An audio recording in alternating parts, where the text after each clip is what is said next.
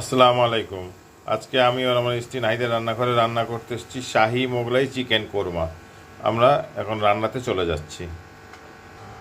আমরা এখন একটা কড়াইতে পরিমাণ মতো তেল দিচ্ছি। তেলটি গরম হলে এখন আমরা মশলা দিব, তেজপাতা, বড় এলাচ, ছোট এলাচ ও দারচিনি।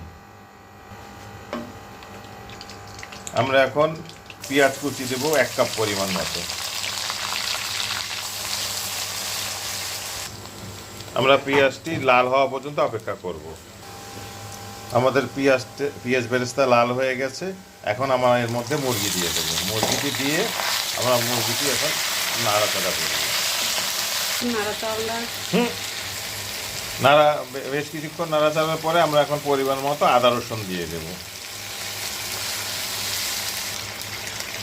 এখন আমরা দেব লবণ, ধনে গুঁড়া ও জিরা গুঁড়া দিয়ে মিশ্রণটির সাথে একটু মাখিয়ে নেব।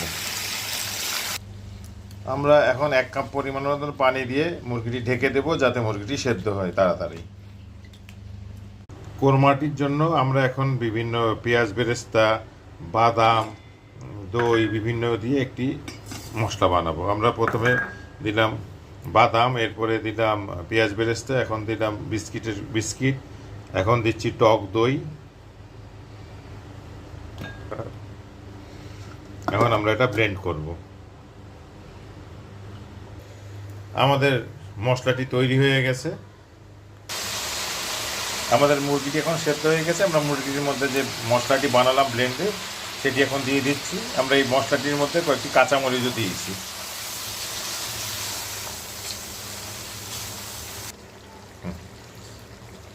আমরা এখন এই মুরগির তরকারিতে দেবো 1 কাপ পরিমাণ গুঁড়া দুধ, গুলে দেবো এটা।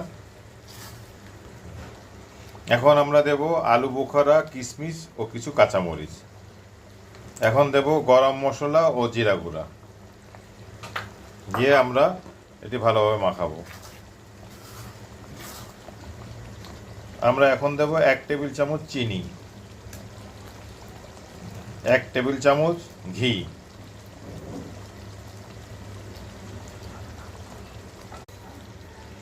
আমরা এখন কিছু পেঁয়াজ বেরেস্তা দিয়ে আপনার এটি ঢেকে দিব। ঢেকে 5 মিনিটের জন্য ঢেকে দিয়ে তরকারিটি দমে দেব। আমাদের 5 মিনিট হয়ে গেছে এবং আমাদের রান্নাটিও কমপ্লিট হয়ে গেল। আমাদের শাহি মোগলাই চিকেন কোরমা। আমাদের রান্না নিয়ে আপনাদের কোনো মতামত থাকলে কমেন্ট বক্সে কমেন্ট করতে পারেন এবং চ্যানেলটি সাবস্ক্রাইব করে সাথে থাকার অনুরোধ রইল। আসসালামু আলাইকুম।